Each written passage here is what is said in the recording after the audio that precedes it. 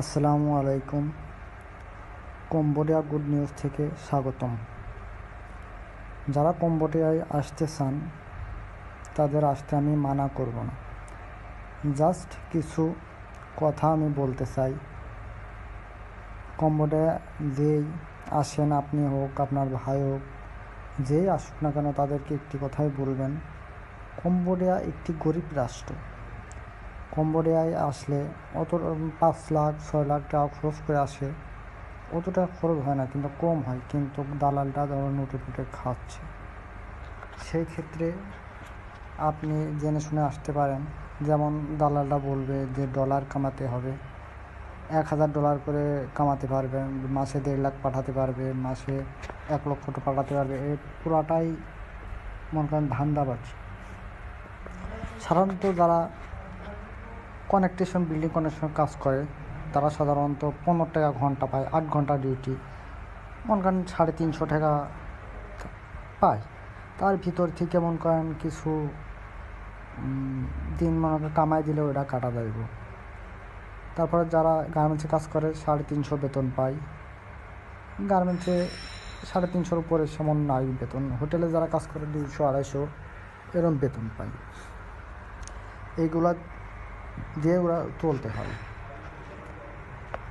যারা মনে করেন ক্যাসিনো কাজ করে, ক্যাসিনোর বিষয়টা আপনাদের আমি কি বুঝিয়ে বলি।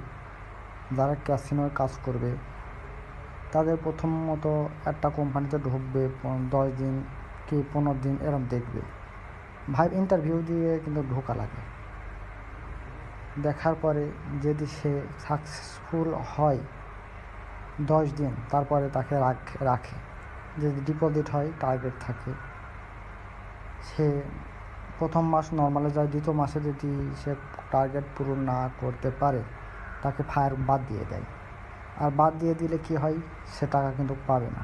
1 মাস কাজ করলেও টাকা পাবে না, কারণ এখানে দালালদের এজেন্ট নামে থাকে, ওরা ওটা দিয়ে কভার করে, এই কারণে তাদের দেয় না। কিন্তু ভোগান্তি হয় কারা? আমাদের মতো সাধারণত লোক। মনে করেন আপনি যেমন আছেন, জানেন না, শুনেন না, আমাদের এখানেও কিছু লোক আছে জানে না, শুনে না, জাস্ট এদের মতো লোক হয়রানি হচ্ছে। তাই হয়রানি থেকে সবাই সাবধান অবলম্বন করবেন। আরেকটা কিছু বিষয়,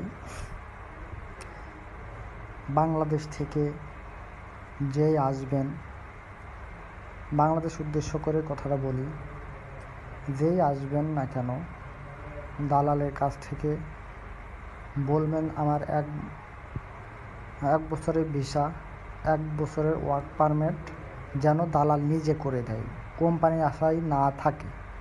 যেমন 5 লাখ টাকা খরচ করে আপনি আসবেন, কিন্তু দালাল বলবে কোম্পানি করে দেবে। তা যদি 10 দিন বৃষ্টি হলে ওই 10 দিনের ইনকাম করতে পারবেন না, ওই টাকা কিন্তু কার দিবে না, আপনারা বসে থাকবেন, কিন্তু ওই টাকাটা আর দিবে না। না দিলে মনে করেন আপনার বাংলাদেশে যে টাকা ইনকাম করেন সেটাই মনে করেন স্বাভাবিক হয়ে থাকবে। এই কারণেই বলতেছি কনেক্টরের কাজে না আসাই ভালো।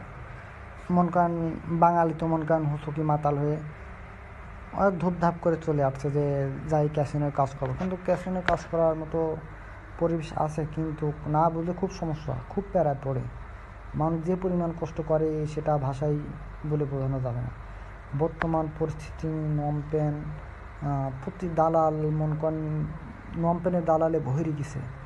এই কারণে মনে করেন দুনিয়ার লোকজনকে হয়রান দিচ্ছে।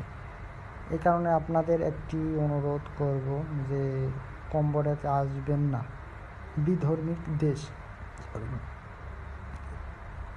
আর প্রথমত যদি কেউ আসেনও, অবশ্যই আপনার ভিসা, ওয়ার্ক পারমিট দালালের কাছ থেকে কন্ট্যাক্ট করে নেবেন যে ভাই আমার 1 বছরের ভিসা, 1 বছরের ওয়ার্ক পারমিট যেন কম্বোডিয়াতে এসেই করে দেয় সে, এমন কন্ট্যাক্ট করবেন। কাগজপত্রে সই করে নেবেন, যত আপন লোকই হোক, কিন্তু সই যদি না করেন আপনি পরবর্তীতে বেকারে পড়ে যাবেন 100%। কারণ অনেক আমার সামনে আছে, অনেকেই এই বিপদে পড়েছে। আমি চাইনি আমাদের দেশি ভাই কেউ এসে বিপদে পড়ুক। আর আমি চাই যে দেশে না এসে মালয়েশিয়ায়, সৌদিতে যাক, সেটা সমস্যা না, এদেশে মরলেও লাশ বাংলাদেশে যাবে না।